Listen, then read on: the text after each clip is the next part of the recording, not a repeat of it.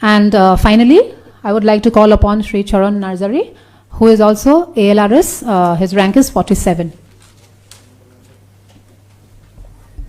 Namaskar, Honorable Chief Minister of Assam and respected guest and my dear friends. More naam Charan Narzari, moi Kokrajhar district mane Ranipur village eta forest village ase. এই forest village মোৰ জন্ম হৈছিলে তাতে মই মোৰ primary স্কুলটো তাতে কৰিছিলোঁ মই যেতিয়া মানে প্ৰাইমাৰী স্কুলটো কৰিছিলোঁ এইটো সময়ত মানে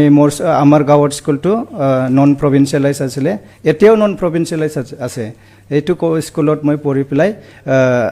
আহিছোঁ তাৰপিছত মই হাই স্কুলটো মানে জলাইশ্ৰী হাই স্কুলত পঢ়িছোঁ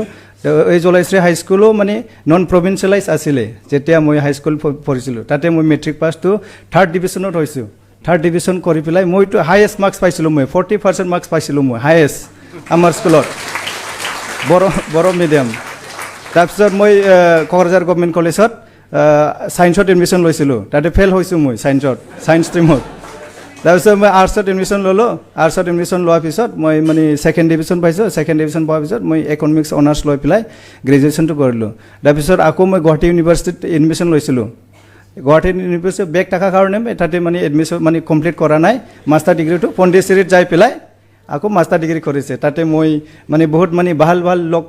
লগৰ কেইটা লগ পাইছিলোঁ UPSC ৰিলেটেড চিভিল ছাৰ্ভিচ কি হয় মই আগতো একো গম পোৱা নাছিলোঁ এই চিভিল ছাৰ্ভিচ কি বস্তু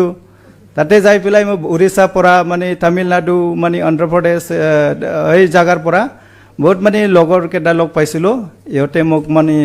চিভিল ছাৰ্ভিচৰ কাৰণে প্ৰিপেয়াৰ কৰিবৰ কাৰণে ইহঁতে ইনস্পাইৰেশ্যন কৰিছোঁ আমি যাম একেলগে যাম কিন্তু আমাৰ এটা প্ৰব্লেম আছিলে ফাইনেন্সিয়েল প্ৰব্লেম আমি গাঁৱত মানে মোৰ মা দেউতা মানে এগ্ৰিকালচাৰ কৰে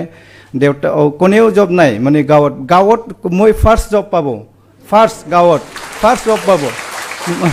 কোনেও মানে জব নকৰে আৰু আমাৰ গাঁৱত এনেকুৱা মানে বেকৱাৰ্ড আছে এতিয়াও আছে মানে তাৰপিছত মোৰ দাদা এজন আছে মোৰ অলপ বিজনেছ কৰে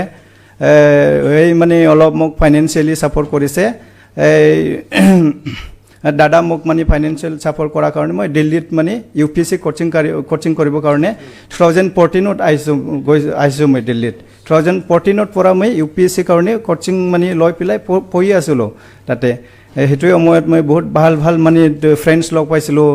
মোৰ মানে ইম্প্ৰুভমেণ্ট হৈ গৈছে মোৰ বড়ো মিডিয়াম আছিলে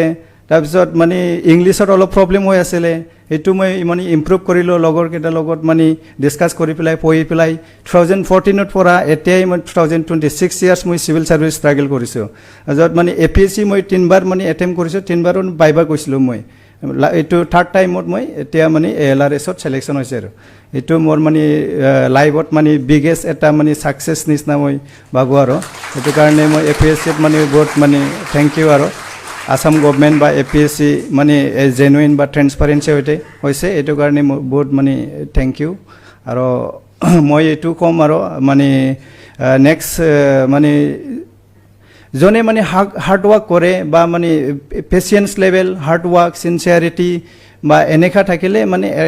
এদিন নহ'লে এদিন ছাকচেছ হ'বই আৰু এইটো মেটাৰ নকৰে কি পাৰ্চেণ্টেজ কম বা কিবা মানে আৰ্টছ ষ্ট্ৰীম বা বড়ো মিডিয়াম বা অসমীয়া মিডিয়ামৰ পৰা অহা মানুহ মানে ষ্টুডেণ্টবিলাক মানে এইটো এক্সামটো ক্লিয়াৰ কৰিব নোৱাৰে মানে কষ্ট কৰিলে চবে মানে ছাকচেছ হ'বই আৰু কষ্টটো মেইন কথা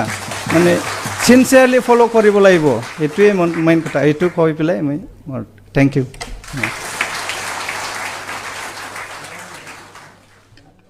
Thank you, Charan.